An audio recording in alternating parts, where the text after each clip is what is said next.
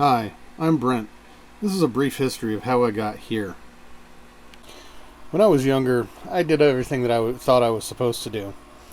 Got a job, tried to make a living. I was a mechanic, a welder. That didn't work out. Ended up joining the Army, got an education, worked IT. Things started going well for me. Bought and sold cars and motorcycles, bought and sold houses, moved around, started taking some vacations and having some fun. Only my vacations were a couple of weeks a year, and I was working the entire year just to be able to afford those vacations. I knew there had to be another way. So I saved a little bit more, sold my house, my cars, my motorcycles, just about everything I owned, and bought a boat. I'm not trying to make waves, I'm just trying to live my life low key and sail around the world. So join me and watch my adventures. So after years of searching, I had narrowed it down to really two boats. 1987 Hunter, which I found in Long Beach, as a 37 foot, and it looked okay. And then the other one was a 1986 ODay 40 foot, and that was located in Paulsbo, Washington, which honestly the location kind of helped on that one as well. And the first one I looked at was the Hunter, and coming up and looking at it, it really did look nice. The exterior was in really good shape. The decking had a kind of a foam floor. It was faux teak type of thing going on there, and it really did appeal to me.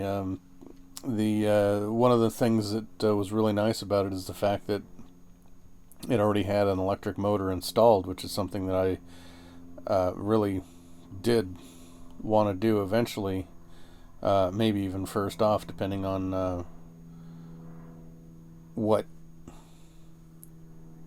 the money situation looked like. So went and had the survey done, which you really should do for any boat that you're going to buy.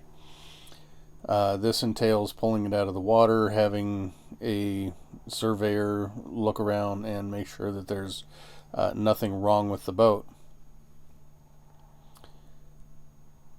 So the underside of the boat did look really good, really clean, after they pressure washed it, of course, because any boat that sits in the water is going to collect some growth. But everything looked in really good shape. The prop was looking good. There was no visual evidence of damage. Really did look like a nice boat.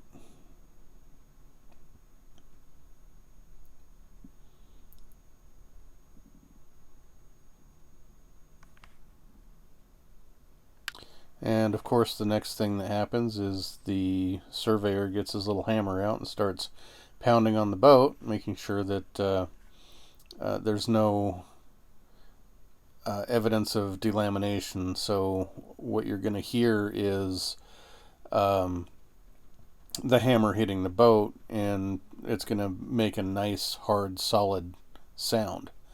If there's delamination or if there's some issues with the core of the boat, it's going to make a kind of a wet thud.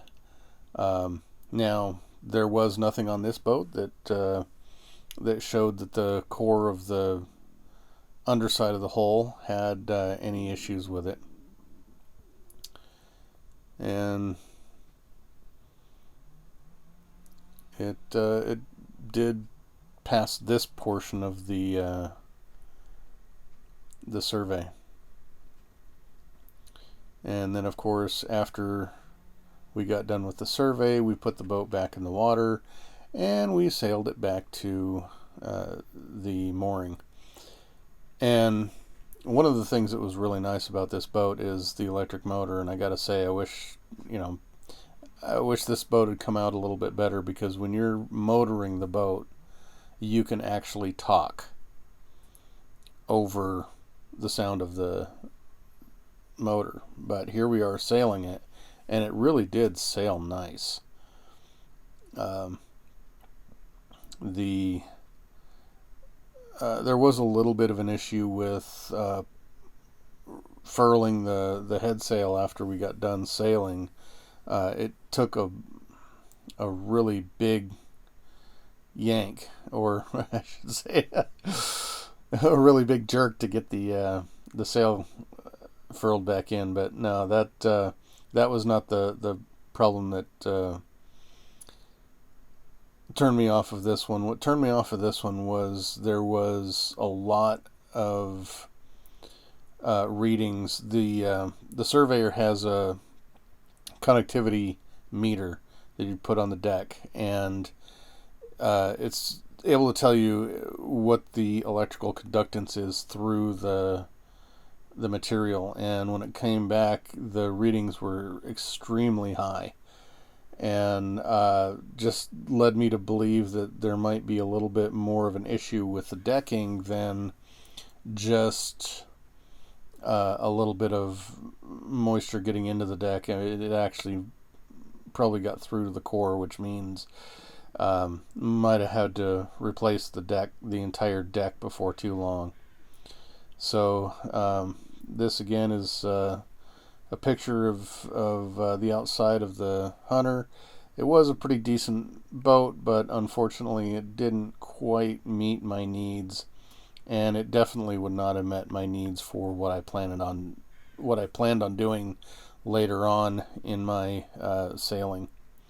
So I had to chalk that one up as an experience, and definitely a good thing on getting that survey. If I hadn't gone with the survey, gotten the boat, I would have found out a lot more was wrong with it than what I really could have been able to do.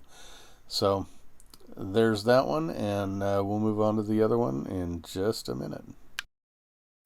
If you like what I do and you want to help out, you can join my crew for as little as $1 a month. Join at patreon.com/low-key sailing. On to the ODay 40, which really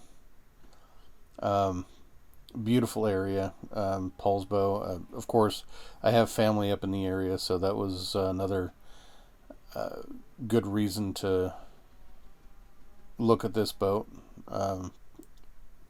So we took it out, motored it across the bay, because there was really not enough wind that day to do much of anything, and pulled it out of the water for the survey.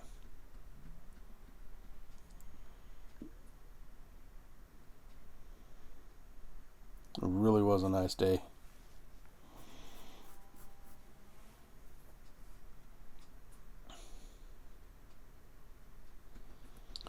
So we got it to the haul out location.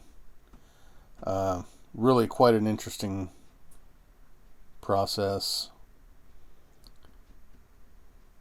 Getting the big crane over the boat, getting the straps just right,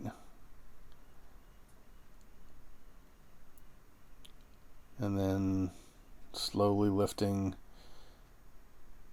a 9-ton boat out of the water.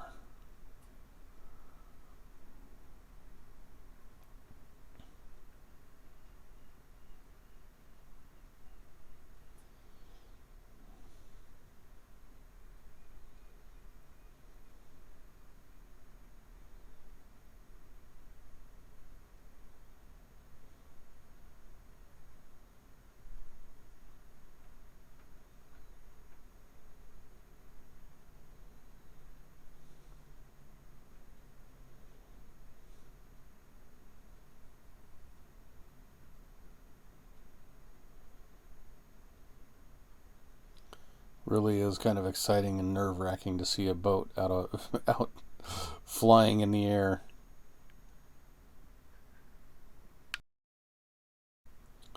And here we are, out of the water. Different boat, different location, different surveyor, different tools, but same process. Sounding the hole for any issues that might be caused by water getting in between the fiberglass and the core, which everything did seem to come out fine.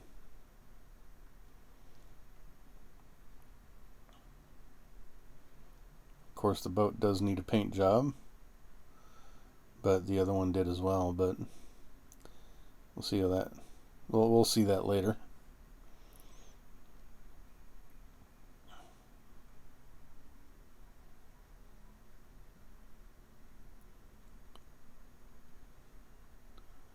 Really do have a nice looking boat there. Through holes look good.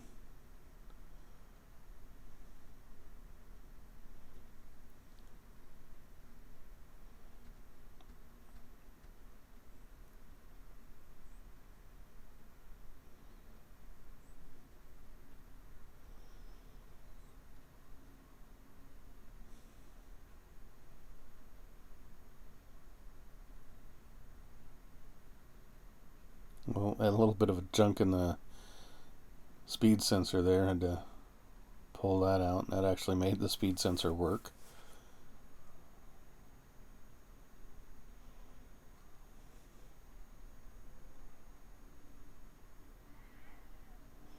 And in the end, as you can probably tell, the 40-foot ODay is the boat that I decided to go with. So,